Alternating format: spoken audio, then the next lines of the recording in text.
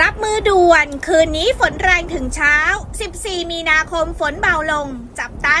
16-18 มีนาคมไทยตอนบนเตรียมเจอพายุฤดูร้อนอีกรอบ อีสาน กลางตะวันออกและใต้ อิทธิพลมวลอากาศเย็นระลอกใหม่กำลังปานกลางถึงค่อนข้างแรงจะแผ่เข้าปกคลุมภาคตะวันออกเฉียงเหนือและทะเลจีนใต้ทำให้เกิดพายุฤดูร้อนที่มีลักษณะของพายุฝนฟ้าคะนองลมกระโชกแรงฟ้าร้องฟ้าผ่าและลูกเห็บตกโปรดติดตามรับมืออย่างใกล้ชิด